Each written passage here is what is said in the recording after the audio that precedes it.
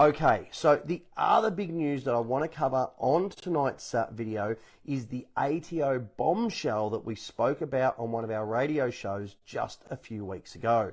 So some of you may recall that I think it was our 333rd show back in February, and Darren Dixon, who runs the Constitution Watch website, revealed how the Australian Taxation Office was merely a trading name owned by a business called the Ultimate Holding for All Company, and that business was in turn owned by the likes of BlackRock, Commonwealth Bank of Australia, Merrill Lynch, Bank of America, and a whole heap of others. So this is the ABN lookup that you can see for that entity there, and if we zoom in a little bit there, you can see that that's for the Australian Taxation Office, and there it is. It's a trading name. The Australian Taxation Office is just a trading name for this Holding for All company. So if we then go to ASIC and we do a search for the Ultimate Holding for All company on ASIC, these are all of the shareholders, okay? So, as I read out, Commonwealth Bank of Australia, BlackRock, Quantum Corporation, Merrill Lynch Australia, Merrill Lynch Markets, Australian Taxation Office apparently owns themselves, Bank of America. I mean, this is all the information that Darren uncovered on the ASIC website. So, after uncovering all that information, Darren and a lot of the members that he has on his website, they went and took that information, and they went off and they wrote to the likes of the ATO, the members of Parliament, Treasury, numerous other departments, basically asking, please explain. But here's the kicker.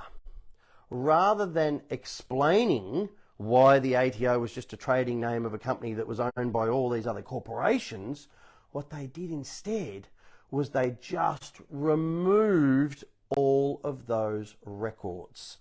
Okay? Yes, you heard that correctly. Okay? They removed all of those records. Now, if you want to go and see the original records, the ones that I just went through, just go to Darren's Constitution Watch .com.au website and just type in who is the Australian Taxation Office. Okay, who is the Australian Taxation Office? And I believe one of our staff might be putting a link in that there. That's where you can find these original documents that he uncovered. Now, as I said, the problem is that if you go and do a search on those very same entities right now today, you can do it as you're watching this video. If you do a search on the ABN lookup, here we've again got the Australian Taxation Office operating under the same ABN. We've got the trading name, but all of a sudden the business name that owns it is completely gone. There's the original one with the business name. This is the current extract where they've removed the business that owns the trading name.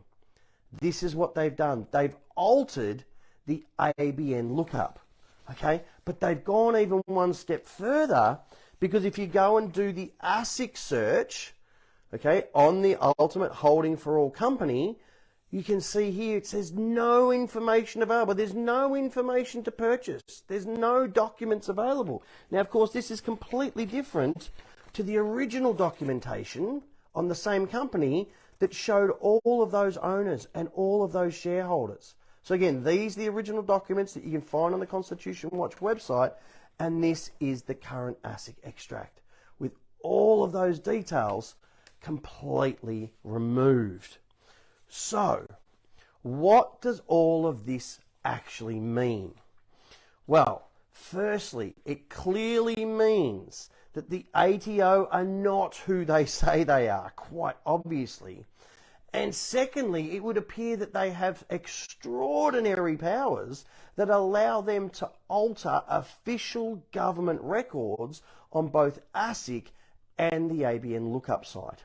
So as always, I would urge you all to please download these documents and write a very simple cover letter to the ATO, to Treasury, to your local Member of Parliament, and ask them to please explain this interesting anomaly. And let's just see what they say, because of course, as always, if enough people actually take action and do these and write to these government agencies, they might finally get the message that we, the people, are onto them and their gig is up. Okay, they try and keep this stuff all secret. They don't want people finding out all this information, which is why they go and alter these records. But there are now official records on websites, in court cases of this stuff. So there's no escaping it now. So we need to hold them to account and ask them to explain what on earth is going on.